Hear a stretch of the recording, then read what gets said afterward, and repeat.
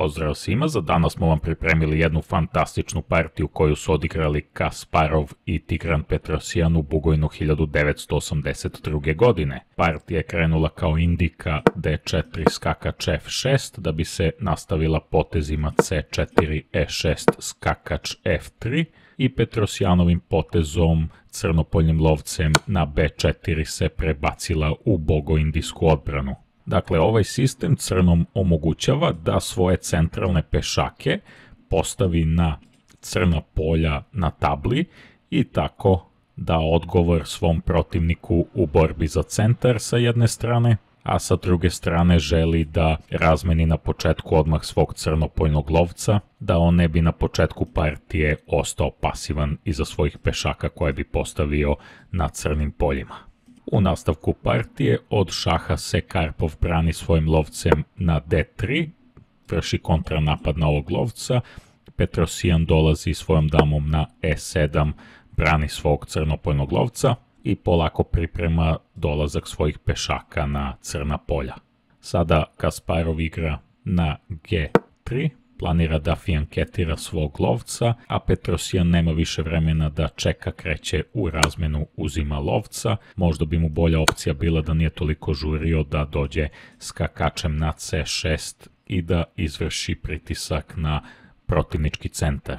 Ali dakle on se odlučio da dođe do razmene lovaca i sad za očekivati je da u ovom trenutku Kasparov svojim skakačima uzme lovca, međutim on vuče zanimljiv potez, odlučuje se da damom uzme lovca na D2. Ta odluka je pala, iako nije toliko prirodna, iz prostog razloga što on planira da svog skakača u kasnijem delu igre postavi na polje C3, odakle će najaktivnije delovati i omogućiti mu bolju igru.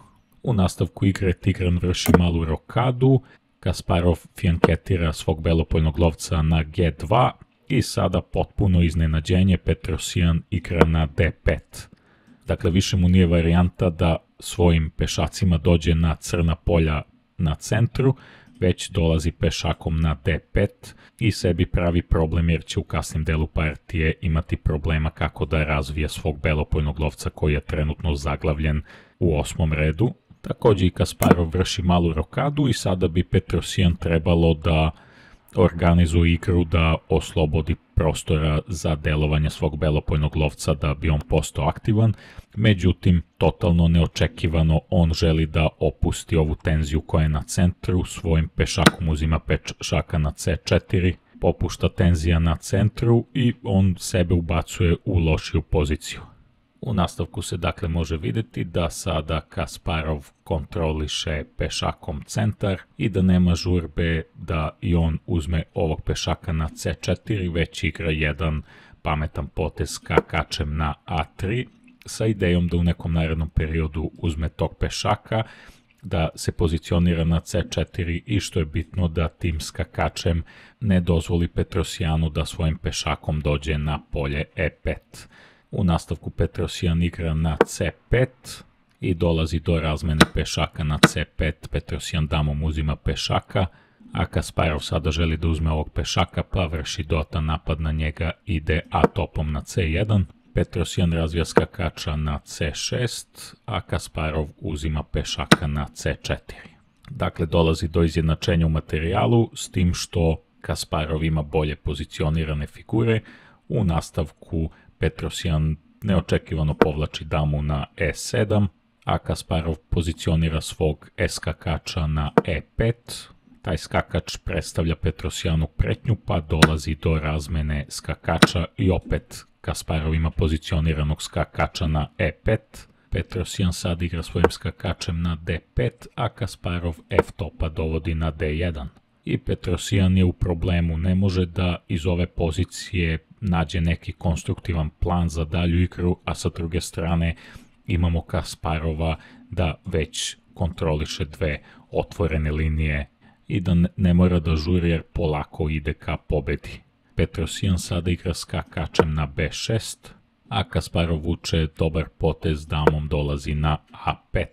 To sklanjanje dame na A5 je jako dobar potez jer sada Petrosyan ne bi mogao da izvrši razmenu topova, jer ako proba da ide topom na D8, Kasparov bi išao skakačem na C4 i ako dođe do razmene topova, Petrosyan je u ovoj poziciji praktično paralisan.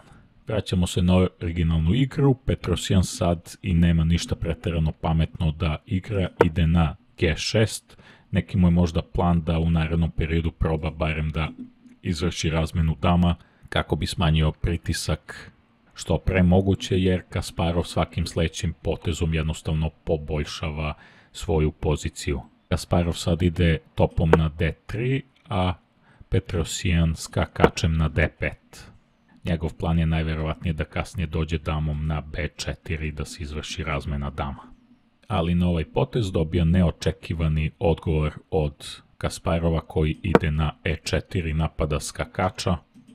Sad u ovom trenutku je Petrosyan primoran da se povuče svojim skakačem opet na B6, jer u slučaju da sada proba da dođe do razmene dama, Kasparov jednostavno ima vrhunski potez topom na D5, uzima ovog skakača i ako dođe do razmene dama, on je na dobitku, a takođe Petrosyan i ne bi mogao posle napada ovog pešaka da se skakačem povuče na C7, jer će biti sada vrlo teško za crnog da drži poziciju.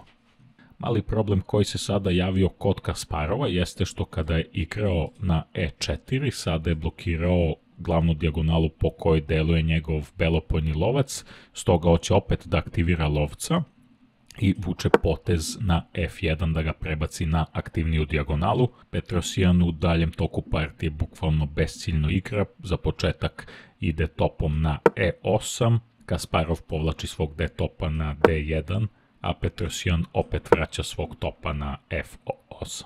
Polako kreće napad Kasparova pešakom na A3, Petrosyan igra na G7, Kasparov sad igra na B3, a Petrosyan opet nema neki potez pretjerano značajan, vraća svog kralja na G8, Kasparov igra A4, a Petrosyan topom ide na D8 i pokušava da izvrši neku razmenu topova, ali to sve pada u vodu dolaskom dame Kasparova na C5, što predstavlja jak potez, jer sada ne može doći do razmene figura bez toga da crni ne izgubi neki dodatan materijal. Znači ako bi damom uzeo damu, top dolazi na D8 da je šah, dama dolazi na F8 da odbrani kralj od šaha, top uzima damu, kralj uzima topa i dolazak drugog topa belog na C7 je poguban po crnog, jer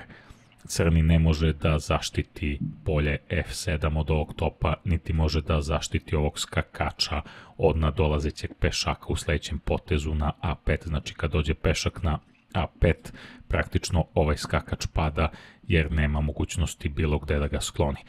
Tako da je na tom posljednjem potezu koji je igran kada je Kasparov došao damom na C5, Petrosyan je jednostavno odlučio da se preda. To je sve što smo vam pripremili u ovoj partiji, pozdrav i sve najbolje.